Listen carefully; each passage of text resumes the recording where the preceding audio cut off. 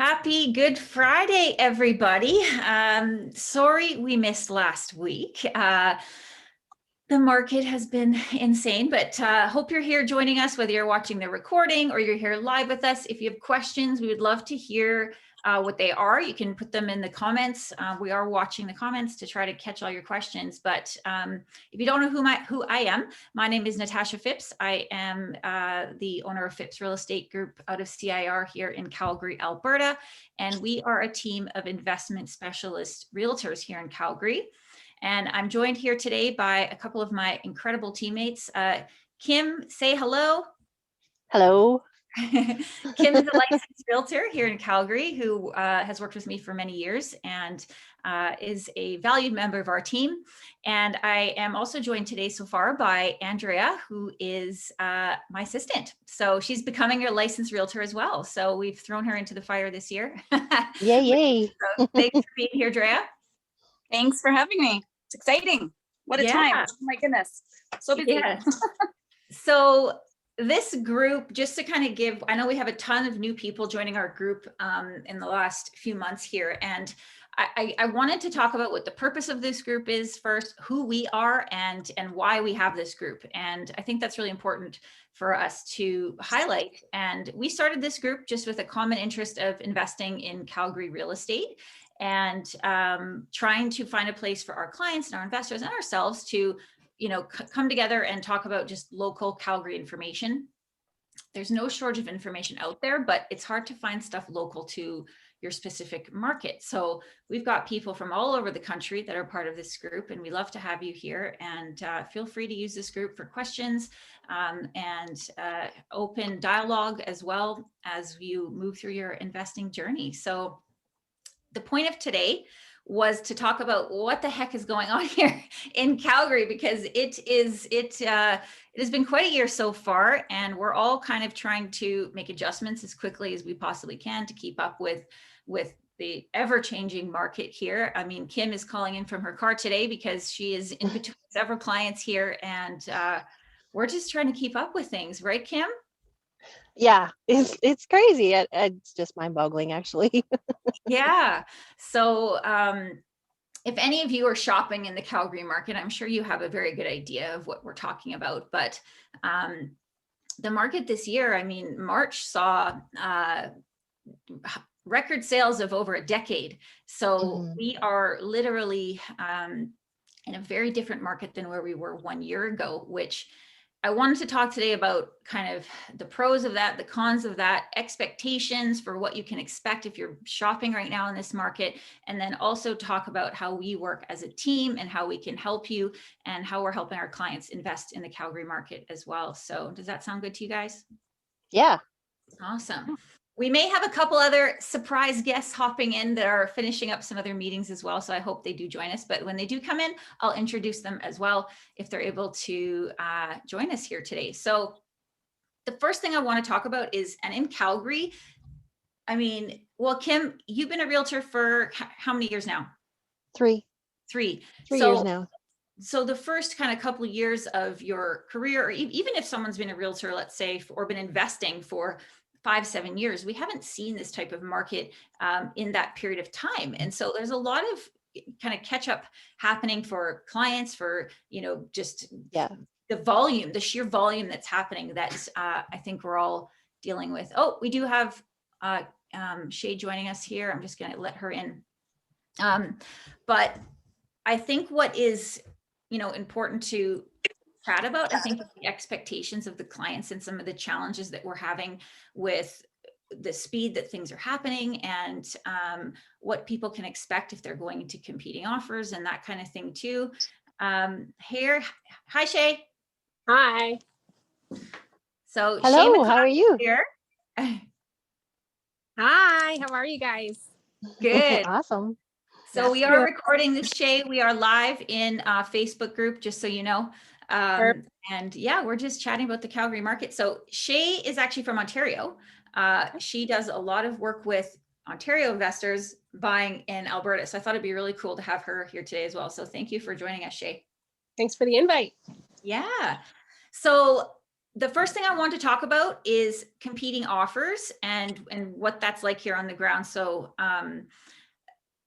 the issues that we're seeing are usually around timelines, and I really want to set that expectation of timelines, because I'm seeing already people run into trouble. Number one, everything is taking longer than normal, you know, from financing to insurance to closing to land titles, pre-approvals, like literally every step is taking longer. And so if you're out there buying, like, please keep that in mind. You have to be patient. There is, you know, long wait times for approvals and pre-approvals. And so give yourself lots of time is the main thing, I think, is what I want people to know. If you are into competing offers and you know, I mean, we had one yesterday, Kim, we adjust the offer 3 times by the time we did win that one, but we adjusted it 3 times within an hour period. So thankfully we were still able to keep conditions in that offer, but we did have to be quick on our toes to get things adjusted and back to the listing agent in time. So Yeah. you have to be available really, and be prepared as well. We don't want you going into those scenarios not being prepared or ready to write an offer. So in Ontario, Shay, I mean, you're used to that out there, but we were just talking about how, like, buyers here, agents, no one has had to experience this here in Calgary for quite some time. So do you have any advice for kind of buyers going into that competing offer scenario? The biggest thing that I can say is just kind of reiterating what you said is just making sure you have all your ducks in a row. So make sure you already have your connection with a mortgage broker or bank. Make sure you have all of your documents readily available. These are the things that really can help you out. I know there still are some buyers who want conditions in their offers, but typically speaking, when you're seeing 10 to 15 offers on a property, they're looking for somebody who doesn't have conditions. So if you can get all your ducks in a row, you can get your pre-approval in place. It really does help, as well as adjusting your closing date to match what the seller is looking for. That also helps. And deposit is huge. If they're asking for 10, put down 20 if you can, because that is something that also shows how serious your offer is and how serious you are. So yeah, big time. We thankfully here are still, like, there's certainly deals happening that are unconditional, but the deposit is a really good one, and terms and dates, like, do whatever you can to make it the most appealing for the seller that works whatever with their dates and lives with whatever they're doing. So those are really great tips. You have to be organized. You have to be set up and ready to go. In terms of how this kind of plays, we do a lot of new construction stuff. All of us do with real estate investors, and we've developed turnkey opportunities for our investors to buy from wherever. And though, you know, we don't need to go into competing offers on those, thankfully, because our inventory is exclusive and off market. For anyone wanting any information on those, let us know. But I think it's really important to talk about what's going on in the new construction space, because even that here in Calgary has changed dramatically in the last few months, in terms of, we're seeing a shortage of literally land being available for builders to build on. I mean, right now we're pre-selling new construction lots that they can't even start building until June or July due to delays with the land developers. So I kind of just want to make people aware of that. As investors, we're competing with the regular homeowners as well too. I don't know if you guys have anything to add to that, but we in Calgary, like, we haven't had to be that patient before. You know, it's been like, I want it in 3 months and you can have it. Now it's like this 9-month waiting period. So you got to be patient. Yeah. Go ahead, Kim. I was talking with a buyer. Actually, they just bought a house last fall or last June. It was a new build for $475, and in that area, so houses that aren't done even as nicely are being sold at $550. Yeah. So that's just the shortage of the new sales. Yeah, absolutely. Every market type, or asset type here in Calgary, prices have gone up and inventory has come down. So total for the whole city, we've seen, I think, a 6.5% year over year price increase for March. But even apartments, like, we haven't seen any good news in apartments in a very, very long time here for Calgary. So March saw, what was it? It was 3.1% year over year increase in price. So that's really exciting to see. I think it might be good to talk about sellers as well, Kim, here in Calgary. Like, we also need to set expectations that not every single thing is flying off the shelf either. No, no. A lot of condos are sitting on the market still, and they're selling at less than market value, if Mhm. not quite a bit less.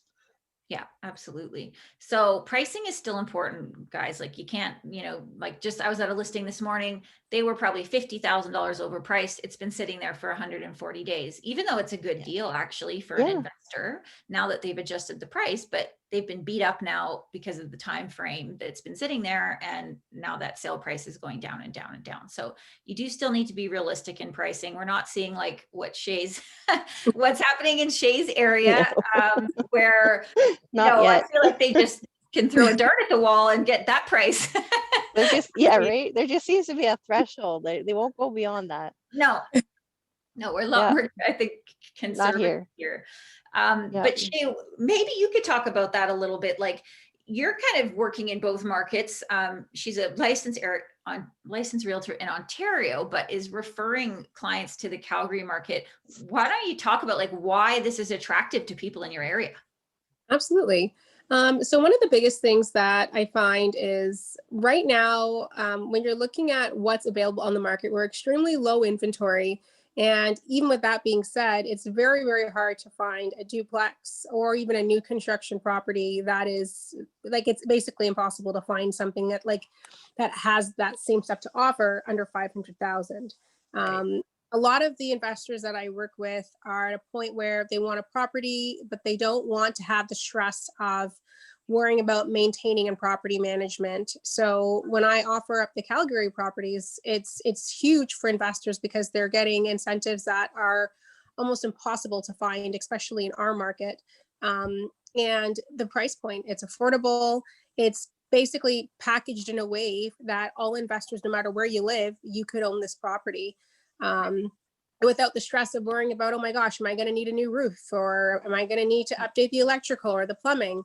So as soon as I start actually going over the pro formas and then showing the actual numbers, investors love Calgary.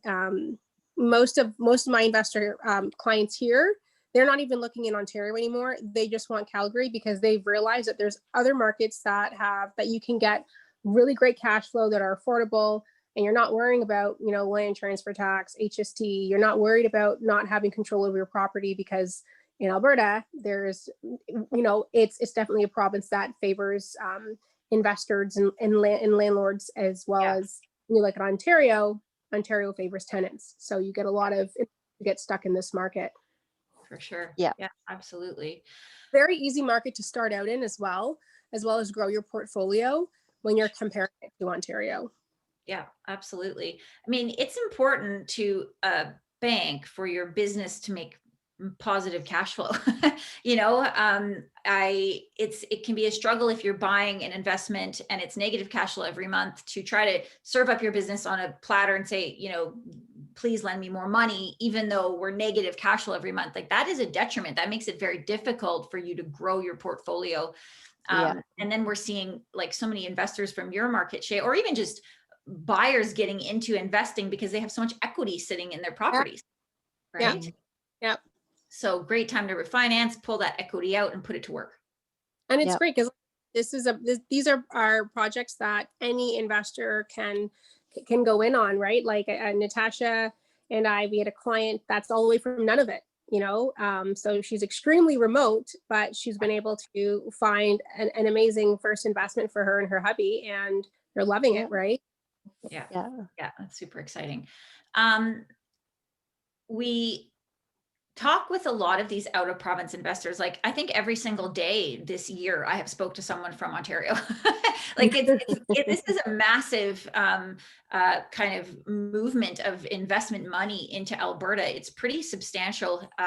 It's something we've gotten very good at as well, with dealing from people, and just not dealing with people, but helping them get through, A to B, because it's stressful to maybe buy something you can't see or touch. But the benefit is it really forces you to treat your real estate investing like a business from day one. You're not going there on the weekend to fix things and putter around and, you're doing it that way from Yep. the very beginning. So that's another advantage, I think, right? Mhm. Yep. And for, people who are new to the group, like we're having so many people join each and every single day. If you don't know what we're talking about in terms of these opportunities, we work with investors with turnkey, new construction, legally suited, semi-detached or half duplex here in Calgary is a very popular, it's the most popular strategy, I would say, for out of province investors. They're the top kind of cash flowing opportunities as well.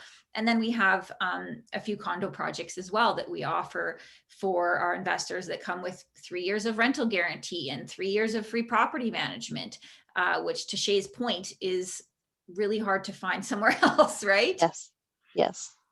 Those are awesome I think incentives. they're great tips as well. Is the builder that we work with, they're investors themselves, and so they know what investors are looking for. They know the kind of product investors are looking for. They know how to make it a lucrative product for investors, right? So I think that's also really huge when it comes to shopping for a new construction opportunity.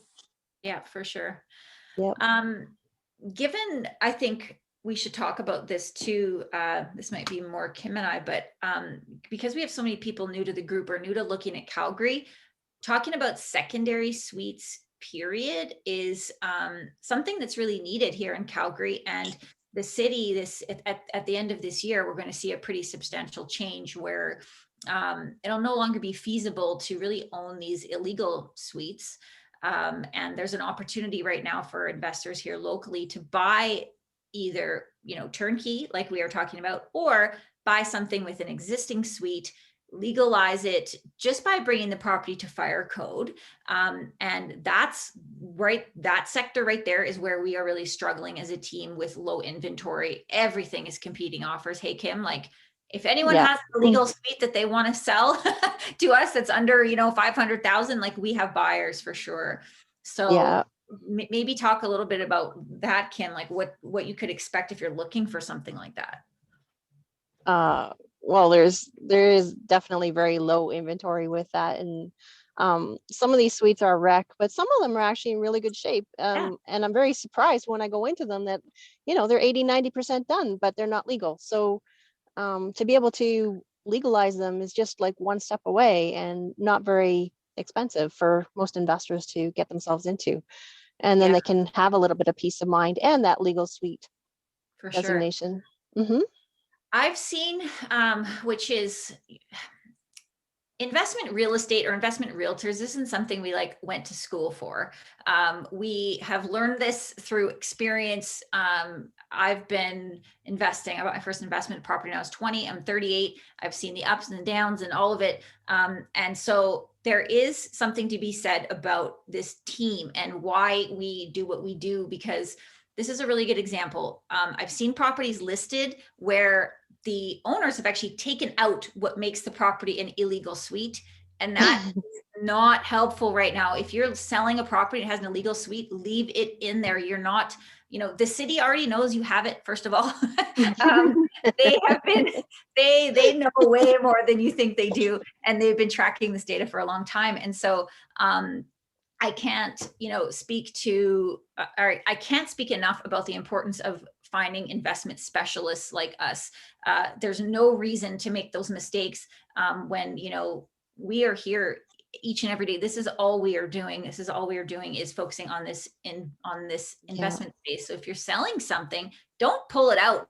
That you're pulling out the opportunity now. So don't take out the stove and try to. I saw one like they tiled over the where the stove was or something. Hey, Kim, to make it look like it wasn't there. They called it a legal suite because it didn't have the stove. Yeah, that's not not how it works. So and time and time again too, like once a week I hear people going, oh, I wish I would have, I love realtors and I we all have our own specialties, but this is what we specialize in. This is what we do. And it will save you money and make you money to get the advice from people who are doing this day in and day out. just another client a couple weeks back, you know, like some of these mistakes can cost you tens, hundreds of thousands of dollars. And so make sure you're talking to the right people who understand the investment space. And of course, this is our group. We are realtors. We want to help you. We are real estate investors. And so take the knowledge that we've gained over the years and the hundreds and hundreds and hundreds of investors that we have helped is really what I wanted to get across. Because in times like this, when it's like the fear of missing out and it's really hot, and that's when mistakes can happen. I'm sure you have examples of that in your market, Shay. Oh, yes. Find the right people. Yes. Exactly. Yeah. Yeah, big time. Well, Natasha, you have 18 years of investment experience. I have 30. How much do you have, Shay? So prior to me getting into real estate, the main reason why I actually got into real estate was because my partner and I, we flipped houses. And we were looking for, it was very hard to find a realtor who knew what we were looking for. And so that was basically the reason why I got my license. And then it ended up becoming a business where, you know, 90% of my business is working with investors. So it's been really great getting into the new construction space and getting out of flipping, because it's a lot of sweat equity and not saying, but it was a lot more than, you know, what I wanted to take on at the time. And my partner, he loved it, but I wanted to kind of get into something that had a little bit less work for myself. So that's kind of how I kind of found myself in the new construction space. So yeah, it's about 5 years. Yeah. Very good. Yeah, Very good. that's a lot of experience. And Kim, you've also done property management as well. So our team does have a lot of experience in the space. I grew up in the new construction world. My summer jobs were, you know, putting on siding and learning how to, you know, run a job site with my dad. And that's just experience that you don't just, you know, have. There's no realtor school to teach you this. And so don't make those mistakes. Find the right people. Like, I can't say that enough. And this group, we are here to help you here in Calgary. Let us help you. But also be patient with the people that are trying to help you. When we want to do it right the first time, it takes a little bit longer. We want to make sure we have all our ducks in a row. Then we're moving into, you know, contract period. And then we're moving into conditions and helping you with all of that. Don't just call the first realtor you see necessarily, or buy the first house that you see without doing that homework. Even things in Calgary, like, you know, future developments or bylaws changing, all of that stuff that we are constantly like on, you know, doing our homework on is important. You need to know what's going across that street, or what development is coming into that community, or where the train is going, or where these commercial spaces are going. Those are all going to impact you as an investor, either positively or negatively. So that's something that we work on a ton. I think it would be good for us, Shay, maybe we could talk. I know we have many people in this group, like how you and I work together is a little different. And then we'll talk about, and then I will talk about our team and how we work as well and how we can help people. But maybe just explain that a little further, Shay. Okay. Yeah. So, so Natasha and I collaborate on these new construction projects. So when her and I connected, we just found that she had some investors in her market who were looking to buy in my market, and I had a ton of investors in Ontario who were looking to invest outside of Ontario. So when Natasha and I met, we kind of hit it off right away. And I was also shopping around for the same projects that we actually all sell. So it worked out really, really great. I don't believe in selling something I don't personally believe in. And so, you know, when I started doing my own research and looking into this project and looking into the builder and their reputation, it just made sense. And I have not had one of my investor clients come back with nothing but great things to say about their projects. And quite often, you know, they either come back and they buy another investment property with us, or they are sending it to friends and family. So it's been a really great working relationship, because again, we can tap into two different markets, and Natasha and I have clients in Canada, so it really works out wonderfully. Yeah, absolutely. It's great to be able to have kind of the experience from both provinces, considering how much crossover is happening. I want to talk about our team a little bit, and how we work and expectations. So this is called Phipps Real Estate Group. Obviously, we are a group, we are a team. I am the founder or team leader of this, but I cannot make any of this happen without the team that I have around me. And we have, you know, the licensed realtors on our team are experienced. You know, I've handpicked these ladies to be people that I want to work with, that I know get the job done. They are timely, they are smart, they know what they're doing. And so we are here to work as a team with you.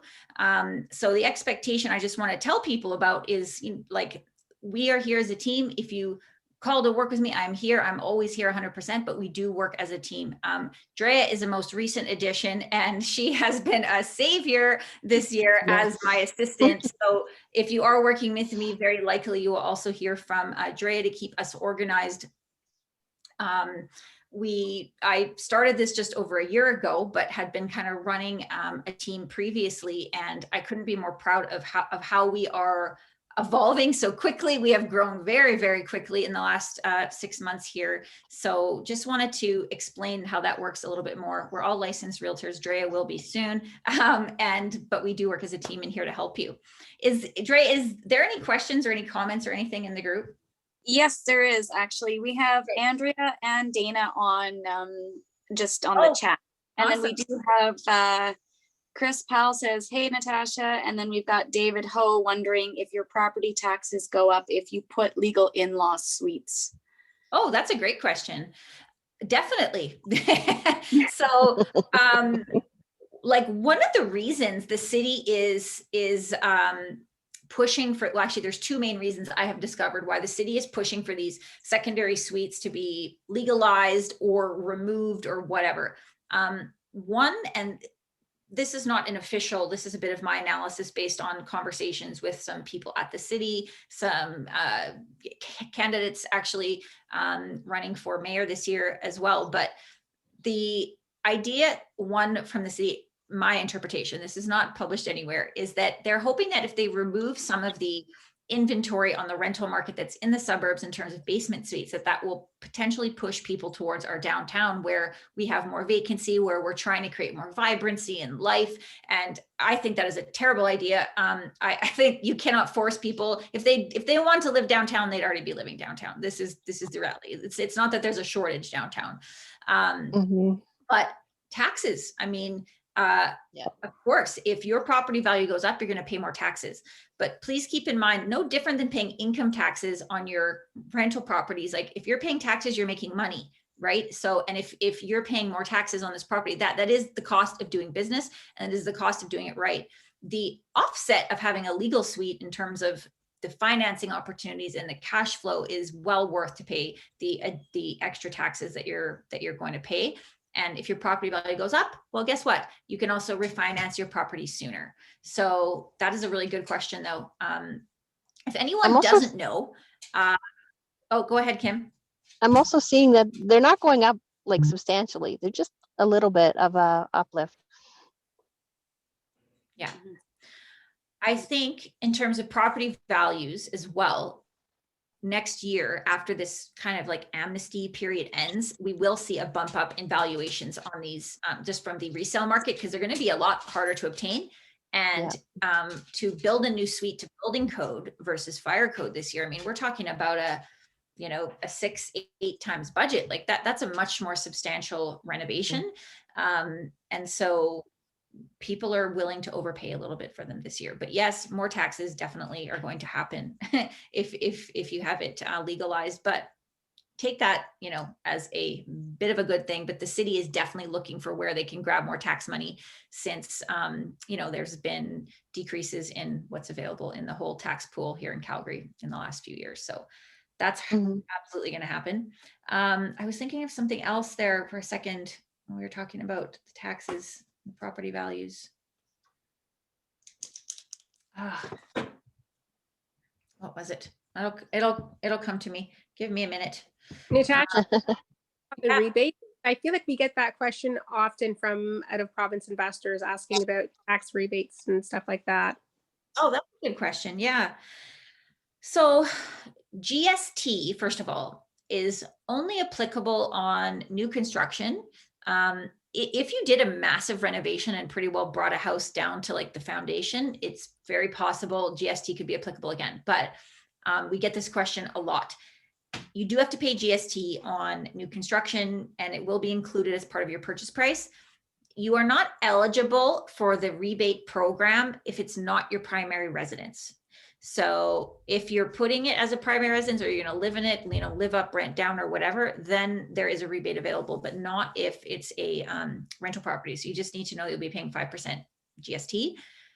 That being said, when you file your taxes the following year, definitely disclose to your accountant that you bought new construction, and there is a GST. It's a small GST. It's not the full 5% rebate available as for an investment property, but it cannot be done at the time of purchase.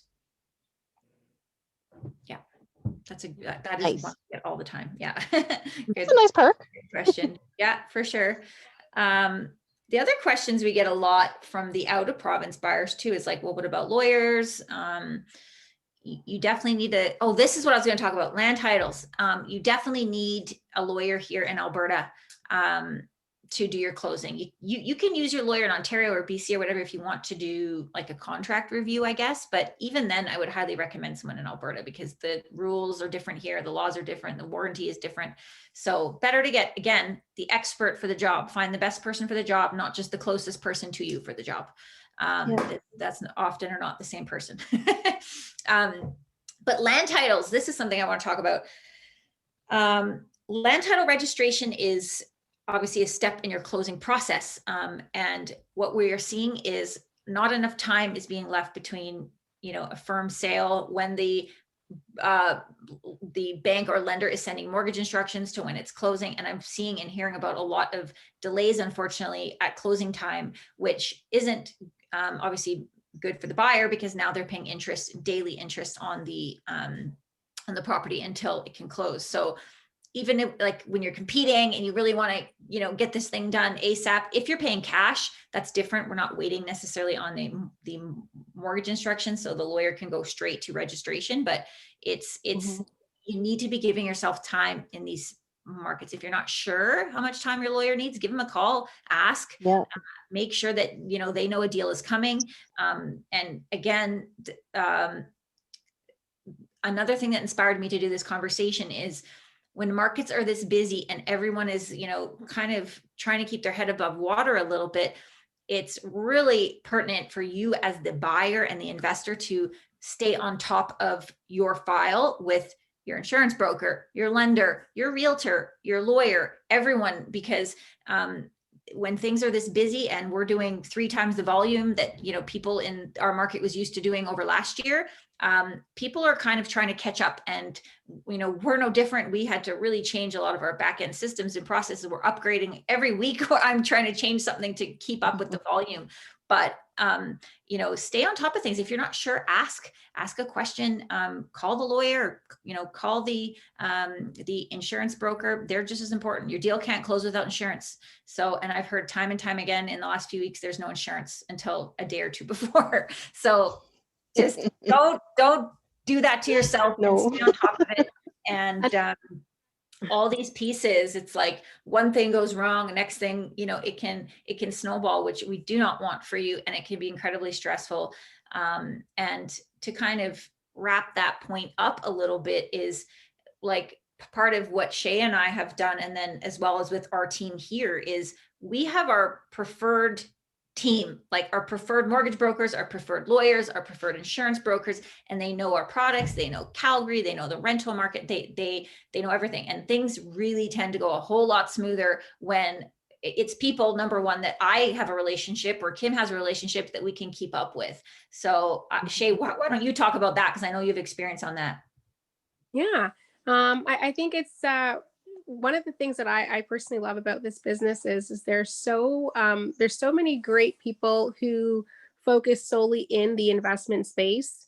And I always urge my investors, if you're working with a mortgage broker, make sure they're investor focused. I feel like those relationships are crucial because having a mortgage broker that gets you a mortgage on your first investment property could seriously impact your second, or your third or your fourth, right? So working with somebody who already is in the space, they know the things to look for. They will make sure that you're set up. Once you tell them, you know, what your goals are, they'll make sure that you're set up to acquire another property or meet whatever other investment goals you have. And so Natasha and I do kind of have a hub of connections that we kind of work with. These are, you know, trusted partners of ours who've never let us down in this market, and who've done some really great work for our clients. And, you know, I even have clients, investor clients from Ontario who, you know, they've had such great experiences with, you know, these brokers that they're asking, oh, well, do they work in Ontario as well? Or could they help me out with this as well? Right. Yeah. So, and one of the brokers that we work with, he's a financial planner, so that our investor clients love that. Yeah. So that's pretty huge as well. And like from investors and mortgages, I find one mistake that is made often, because this is an easy one to make, is your first, you know, maybe one or two mortgages, you're only focused on those one or two mortgages. And so you want the best rate, and that's, you can kind of get stuck on the rate. And there is way more things that you need to consider than just the rate. Sometimes it makes a whole lot more sense to actually pay a little higher rate and get more favorable terms. Because if you want to buy 5, 10 more properties, the terms and how that initial mortgage is set up in terms of even which lender it's with, is something that can cause you a whole lot of heartache later on. So use the investor focused professionals and make that plan. Again, it's time consuming. You have to go through it, but there's no point getting to property 3 or 4 and now you got to go back to property 1 and 2 and redo everything, right? And maybe have to pay a big penalty or whatever. So it's not just about financing this one deal ever for us, or selling one property. We're trying to build relationships with our clients and really set them up for success for the years to come, you know. Drea, I'm going to call you out a little bit. So just to give you guys an idea, so Drea is like my childhood best friend. We've been friends since we were 10, and I've been trying to get her into real estate for a very long period of time. And so she's here and she's absolutely killing it and is just picking it up so fast. But I would love to hear, Drea, almost your experience in the last month of not maybe thinking about real estate as an investment to now what you've seen and what we're producing with all of these incredible investors from all over the country. Like, do you feel inspired to now invest in real estate? Do you want to tell people about it? Like, what do you feel out of this? Oh my gosh. First of all, the whole team that you've got here, all the ladies have been so helpful.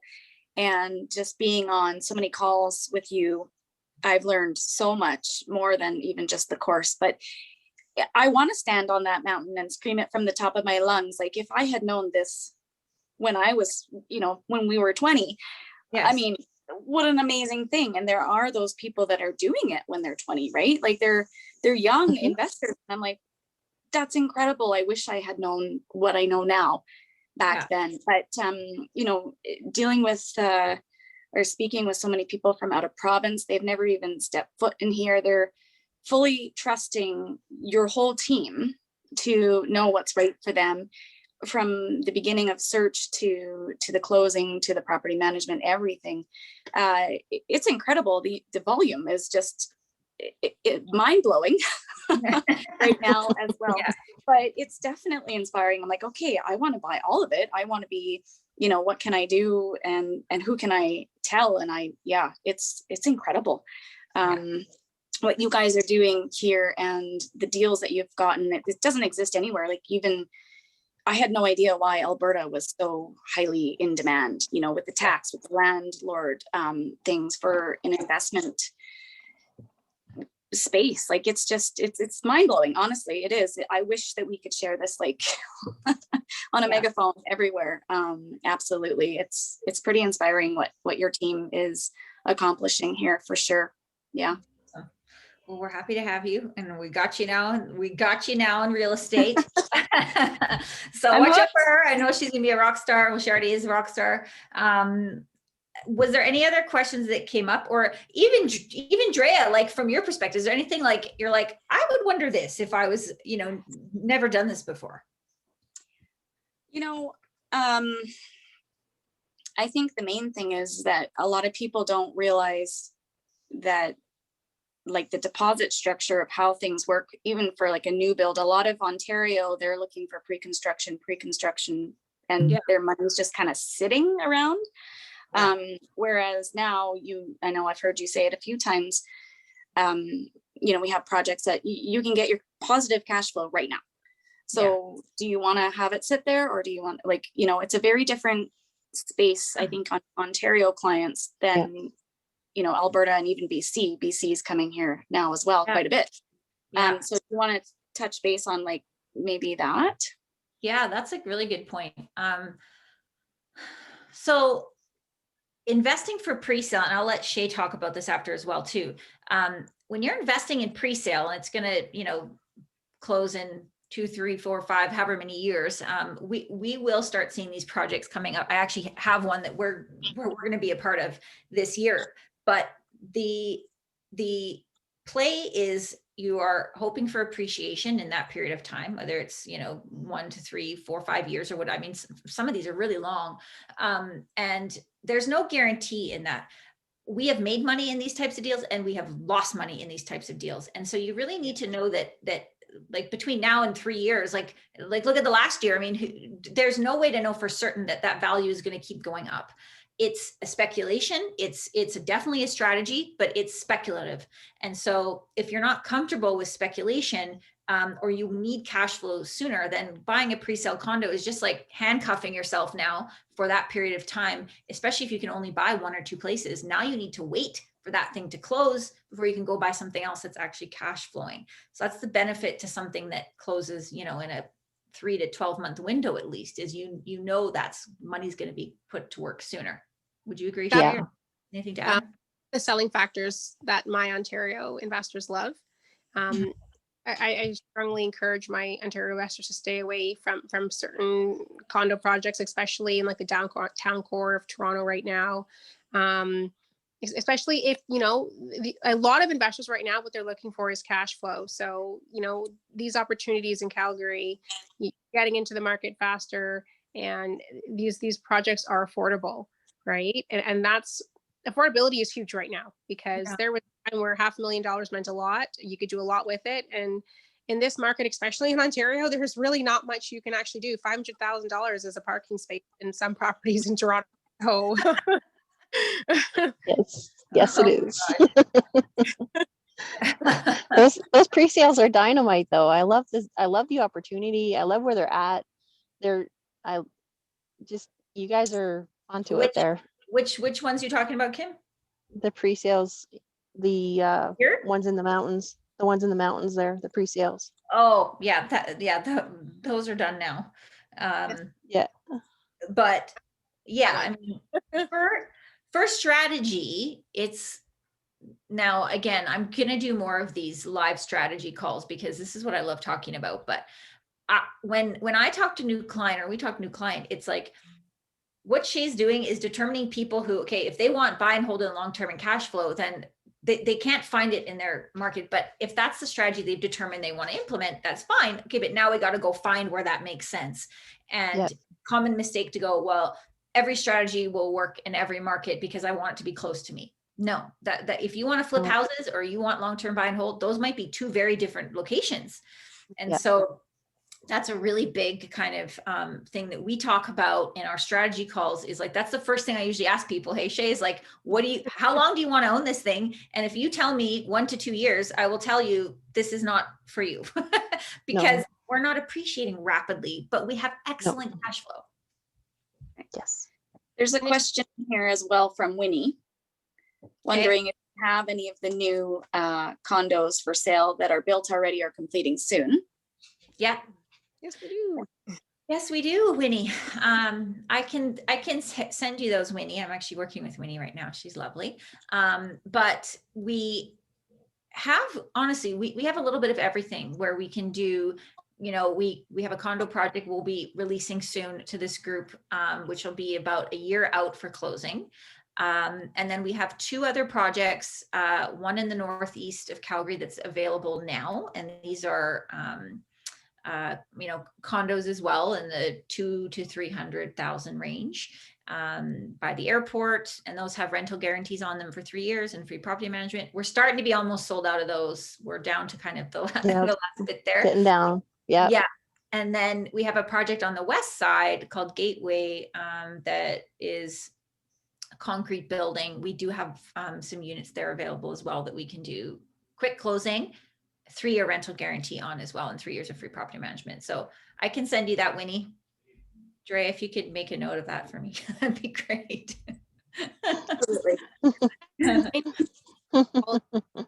I missed the beginning, but I wanted to kind of go over some of the things that I find a lot of my investor clients from Ontario are always asking when I say, let's explore Calgary. Yeah. I feel like sometimes Alberta, you know, a lot of investors look at Alberta as almost like a stigmatized province because they think of oil. Recent cancellation of the pipeline, like, you know, we had investors coming at us, you know, concerned. So I think that's a really, you know, huge topic that we should cover. Mm-hmm. Yeah, big time. I mean, it's no secret, or you cannot argue that Alberta has been through it, you know. And I always like to look at history to see where I think we're going, and also just basic economics. And Calgary's not falling off the face of the earth. We're not going anywhere. We're a growing city. We had our, you know, hard knocks, absolutely. And should we have diversified industry sooner? Of course. But we are seeing that happen now, which is exciting. And the, you know, Alberta or Calgary market has, you know, we've always kind of done this roller coaster, but you look at time, again, long term is the key here. We're not trying to sell Calgary to get in and get out in 2 years. You will see overall growth trend for decades. So using fundamentals of, is the city growing? Is there population growth and GDP growth, right? Is there more people moving to the city than leaving? Yes, that's what we want to see for an area that is expanding and growing. And so I always point people back to the economics, and let's look at the facts and the fundamentals and not read headlines that are meant to scare people, right? So that's a really good point. And then the kind of last piece we always talk about too on our calls, Shay, is like just some of the other facts that people don't know. Like Calgary has the highest wages per household in the country. We are number 1 in this whole country still, despite the hardships that we have gone through, and despite everything else. And we're a young city, and we're a very well educated city. And so this makes it a prime location right now. We're already seeing this for these corporations and companies to be relocating to Calgary right now to take advantage of cheap commercial space. Like you can get really great deal on large, commercial in downtown and in the suburbs right now. And you're seeing relocations happening. Is it going to happen overnight? No. Is like, we're not going to see some huge change in this by, you know, July, but it's going in the right direction. So I think It that's will help. Yep. Be there for. If you believe in it, you know, it's there. The other thing that surprises people is like Calgary has the highest concentration of high-tech workers per capita in the country as well. We have a very good growing tech industry here. There's plenty of projects underway. Like I can see 4 cranes outside of my window right now of large scale projects happening here in Calgary. So it's good to see the infrastructure being developed, the commercial space being developed, and then new industry coming to the city too. So we have the big tech industry because a couple of years back, they had a mandate to put all the Wi-Fi into the houses. So even houses that had poorer Wi-Fi, they're starting to put in the better cabling. And so that's probably why we have a higher tech industry here, because it's just available more across the province. Interesting. The other thing that's really seeing a lot of growth here is the medical industry. I mean, we have the Alberta Children's Hospital here. Down the hill from it is the Foothills Hospital, and we've got the Calgary Cancer Center under construction there now, which is going to be like a Western Canadian, like pivotal project for cancer patients in all of Western Canada. So that's a really exciting project coming. That is just great to see. And then like just our wages are higher. People are literally moving here because they can get paid better and they can actually afford to buy something. Yeah. Who are leaving Ontario to go to Calgary, right? So that's huge. Yes.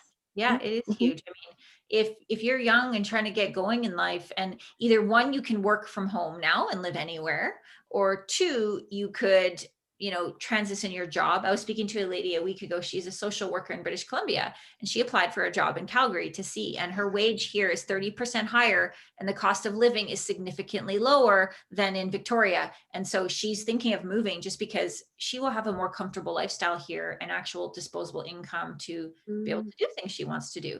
So just basic fundamentals. Again, what are the fundamentals happening, and is it going to attract people or push them away? So I didn't mention Keystone. I mean, obviously that would have been great for us, like that. No one's arguing that wasn't, but is Calgary going to disappear because we didn't get it, or all this other good stuff going to go away? No, it's just one more piece in the fight, that we have going on here in this province. So it would have been great, obviously, if it went through, but we're not going anywhere as a result either. So I think we're getting a new filming place here Yeah. as well. Something. yes, Mhm. yeah, there's a big film studio opening up here as well. Actually, I think Deanna actually sent me that or posted that in the group here a little while ago. So yeah, diversification, still a growing city, young population, plenty of opportunity. We are, as Albertans, we're used to kind of struggle and pushing through. So I totally, absolutely believe in this city. I feel very comfortable putting our money here, and we've invested in Ontario, Alberta, and BC. This is not like we only buy property here. So, but I feel very good about the long-term buy and hold strategy here in Calgary. Mhm. Yeah, It's a I think smart right- strategy. It Yeah. is for a lot of communities, but here, because we've just finished our biggest downswing, and so things are starting to come up. So Yeah. it's a prime time. Yeah, absolutely. Buying in recovery stage as opposed Mhm. to, peak stage, like maybe we're seeing in other markets. That's a lot Mhm. safer than buying at the peak of the market. Yeah, for sure. Probably one of the reasons you are not suggesting downtown condos right now, Shay, in Toronto. Exactly. Yeah, for sure. Anything else you think we should cover? Any other points? Dana made a comment here about Oh. the train being redone in the northeast there, and lots of Yeah, the train in the northeast right now goes to Saddle Ridge. We've been working a lot and selling rental properties in Northeast Calgary, in Cornerstone and Redstone, and the train extension that she's talking about is going from Saddle Ridge into through Savannah, then Cornerstone, then Redstone. I always get those two mixed up, but yeah, that's really exciting. And that's not like a decade away either. Like that was slated to begin at the end of 2022. As far as I have heard, that is still happening, but it is politics. So, but it is good to see that it's only a couple stops away right now. It's not, like the Green Line is that's going to be a project for many, many, many years to come. Yeah. As well. But yeah, what else should we talk about? Or do you think good? Is there any other comments or questions in there? I was actually going to check too. Someone had put a comment in the group the other day that I wanted to chat about. Let me check that 1 second here. Geez, I'm listening to myself on here. I don't want to do that. I just go to the group. Let me see if I can see it. Oh, that's what I was going to talk about, Kim, was the off-market stuff too. Yeah, go ahead. Yeah. I was just going to say, one of the common questions that a lot of the Ontario investors have go over utilities, because it's a little bit different in Calgary compared to how it is in Ontario. So do you want to just kind of touch on that quickly? Sure. Yeah. It obviously depends a little bit about what property type we're choosing, what we're talking about, but what Shay is specifically talking about is the new construction suited properties where we have a tenant upstairs and a tenant downstairs. So now we have two different leases, one property, and these are not separately metered, and we cannot separately meter them the way the land development and city Calgary requirements have it. So we're stuck with 1 meter. And what we recommend, but you don't necessarily have to do it this way, is to include your utilities as a flat rate on top of your base rent. So as an example, if you had $1,000 rent, you might have $150 base rent, or sorry, on top of the base rent for a flat rate bill. Now, there is clauses in Alberta to protect you. We should talk about the landlord laws here too, maybe quickly, whereby if you have significant overages, like, you know, hundreds of dollars over, and there's some sort of huge spike, there is a clause in your lease which you can go back to the tenant and charge this back. Our friends at CIR Property Management Division, they are the experts in writing the leases, writing the documents, finding the tenants, everything like that for our clients. And so if you do purchase one of these with us, or you're already with them, you can absolutely chat with them about it, but that's what we recommend. The only other way to do it would be to charge a % every month on top of their rent. But this is more labor. Someone has to do that every month and then collect the money every month. So it's the rental number is changing every month. And so that wouldn't be included in just your, you know, basic property management fee. So that's kind of the easiest way to do it. We have found. I don't know, Kim, do you have anything to add? You've leased a lot of these. The advantages? No, I was just saying, do you have anything to add about that, since you've leased a lot of these, or no? Or does that kind of cover it? Those are slick. A lot of people prefer to have a flat rate so that they can gauge what they got to spend on utilities on top of their rent. So it works well to have that flat rate, but either way, it works fairly well. Yeah. And for property management and these kind of numbers, like I know, because I have a few of these, and I know that in the summer months, I'm actually profiting on my utilities. And then I know that in the winter months, I'm over. So, but I'm not going to make a big deal about $50 or $70. These are my clients. They're my tenants. I am not going to, you know, harass them in February and January when I know my bill at home is higher at that time. But I know in the summer, because it's bright here till 11 at night and we don't have air conditioning here, that that the utility bills are much lower in the summer months. And so also, like, I'll always consider your tenant you know, landlord relationship. Like, is it worth fighting over? Is this something, or is this just a temporary because it was a really cold month? You don't want to, you know, sacrifice relationship over $50. Yeah, exactly. Well, you if you've got a good paying tenant, then there's no point in being crazy about it. Yeah, exactly. The landlord laws, I'll just talk, we've already been on here an hour, obviously. I mean, we could keep going, but what's different in Alberta from Ontario that Shay's talking about is a few things. Number one, evictions are so much easier here. You can really get into a lot of hot water if you're stuck with a tenant for 10, 11 months that's not paying rent. And I have spoke to many people who this has occurred to, and you're just on the hook. Like, that's it. You just got to wait and be patient. And these processes in Ontario could take a very, very long time. Whereas here, the eviction process is much quicker. I evicted someone last spring during COVID, and I did have them out in under 2 months, even with a month-long lockdown on evictions. It still only took me 2 months. And that was like at the, you know, worst time there for COVID. And then even things like rental increases, you can increase your rent once per year as much as you and your client will bear, right? Whatever the market will bear. Whereas in Ontario, like, are you even allowed to do rental increases right now in Ontario, Shay? Yeah, there's a rental freeze. Yeah, rental freeze. Yeah. Same with BC and as well. And one of the other things I wanted to touch on as well, prior to getting into real estate and investing, I spent about 15 years working in the legal field, and most recently working in the court system. And I can tell you, the evictions are significantly delayed. Like, you're looking at, 9 to 10 months before you even, get this tenant out there. And I've seen so many horror stories of people who, are in situations where they have professional tenants in their property, and they're the ones covering everything because these tenants have decided they don't want to pay.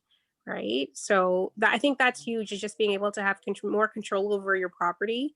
Yeah. Because it can sink some investors, especially for starting out and you're learning. Mhm. It can really sink you. So That's terrifying. It is. It's yeah. really, it's really, And even like even I had two investor friends of mine who we were connecting, and they recently took their properties off the market because they have tenants who aren't even allowing like people to go look at their properties. The tenants are barricading the doors, like, and this is pretty common in Ontario. Wow. Because you know, a lot of tenants are long-term tenants, and like rent has escalated like crazy here. So they know they can't find anywhere else. So when they hear, okay, the investor, you know, is ready to sell the property, they get upset and they don't let anybody in. And some of these properties are beautiful properties, but the investor is stuck with them because nobody wants to buy it until they can get in for photos. So and then they Yeah. can't raise the rent because even exactly, if you could raise the rent, it's a secured amount. Like there's a set amount set by the property to raise it, right? exactly. Yeah. Mhm. Yeah. A good rule of thumb is get those pictures before you put tenants in. Yes. 100%. You do, yeah, 100%. totally. Yeah, that I think Yeah. it's really, really challenging. Like And if what, you're finding tenants on Kijiji, like please do your research, you know, like you need to do the proper background checks. Cause that's what I was saying to this one investor. I said, well, where are you finding this tenant? And he said, well, I found him on Kijiji, and everything was good until COVID. He decided he didn't want to pay anymore, even though he was working. And then when I decided I want to sell, he's not letting anybody into the property. And this property is in Stony Creek, Ontario. And so Stony Creek is a hot market. There's Wow. not a lot of inventory there, and the property wouldn't sell because this, like I said, the tenant barricaded the doors. So it's just, you know, wow. it's so Wow. important to do your research and make sure. And if you don't have the time to, you know, to find a proper tenant, hire a property management company to find you a good tenant. It's worth the money in the long term for you. So Yeah, be patient, find the right tenant. Yeah. Here we can enter a property with 24 hours of notice. So you post notice to the tenant and we're going even in. with that, yeah, exactly. That's the same thing here. But like this one guy, he was like not having it, Yeah. not having it. Yeah, that's really challenging. So having control over your investment, it doesn't really matter what investment it is, whether it's stocks or real estate. That's scary not to have the control that you need to make the decisions that are best for you, Yeah. and the property. So yeah, that's really wild. That alone, you know, in the last year since COVID, obviously things have gotten worse. I've heard of investors just selling everything and moving it to Alberta because they're Yeah. too afraid of not being protected. Yeah. Yeah. When I started my investment career, I was actually looking at places in Toronto, Winnipeg, and Saskatchewan, and I found out what the tenant laws were in Ontario and decided best to stay away. Scary. Yeah, for sure. Winnipeg is bad too. So Mhm. Yep. yeah. Yep, for sure. Okay. Anything else you think we should add, guys? I mean, I think we covered a lot there. Winnie Yeah, does have one great. more question for Okay. you. Yep. If you want to touch on that, she's just asking which areas would be best for homes with legal suites that are not pre-construction, if you have any advice on that, or That's a good question. The problem is they don't really exist.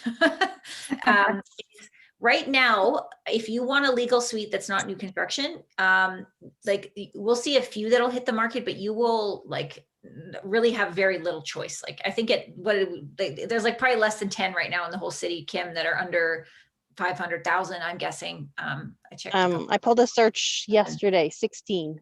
Okay, 16 legal suites. And so you don't get a lot of choice. You have to remember, in the whole city of Calgary, with all the new builds, everything, luxury real estate, every price point, there's still only 5,000 legal suites in all of Calgary. So the best thing to do if you want a legal suite is obviously you can watch the MLS and we can be really patient. Sometimes we'll get some of our clients wanting to sell them, but usually if someone has a legal suite, they're not unloading it. Like they're keeping it. And if they bought it and then legalized it, again, they're keeping it because now they've added the the value to the property. So the best way to do it and to have at least some choice in selection is to buy one with an illegal suite and meet fire code on the property. And that opportunity is only good for this year. After this year, any new legal suites, even if it's existing suite or you're building from scratch, will have to meet building code. And building code, I can tell you, like minimum, you're going to be looking at $60,000, if not 80 and more, with what costs are right now. So that's the opportunity right now.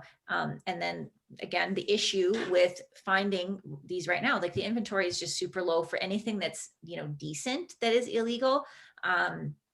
Is you have to be prepared to compete and move quickly, because every investor in town is trying to do the exact same thing right now. And also this applies to detached houses with suites or like attached with suites. So either one, I mean, we do a lot of them. This is like every day people are asking for these types of properties, and it's like, hurry up, get in the car. Poor Kim's like, so she lives in her car, as you can see. No, I'm just kidding. But it's like, This is where I am today. as well. I mean, like we have to hurry. Like it's really, really difficult to find. As far as areas, as a general theory for Calgary, any of the further out you're going to go right now, typically the cash flow is going to go up. The more inner city the land, the more you're going to pay, but the rents aren't proportionally like higher just because you're paying more, right? So the cash flow will come down. So again, going back to the strategy point, it's like, what is the strategy? Then we find the location. If you want to redevelop it or tear it down in, 5 years, or, try to assemble the land together with your neighbors or something, then, okay, maybe we look in a different location, like something inner city. But every suburban community in Calgary, if it has a secondary suite, will have positive cash flow if we're, under $500,000. Like most of them will. I like to say 4 bedrooms or more total for the property. When it has 2 up and 1 down, those numbers are more challenging and don't rent as well or for much. Oh, that was the other thing I was going to mention in terms of area too, like figuring out where is growth happening is important, right? Like the Southwest Ring Road, we're seeing a bunch of development happening along there. There's a $4.5 billion commercial development happening called the Taza development on the Southwest Ring Road that just opened. And so if you want to do a renovation project and fix up a house and legalize a suite, why not go close to where something is being improved? And then that will always give you more appreciation than just buying something that didn't have it, if that makes sense. Yep. So, and again, choosing the strategy, if we only have $350,000 to buy an illegally suited house, you're not going to get an A area. Shay's like dying laughing. She's like 350, like that doesn't exist. But if you want to spend 350 on a half a duplex with an illegal suite, you're not going to be in Scenic Acres or Silver Springs. Like you're going to be in the rougher community.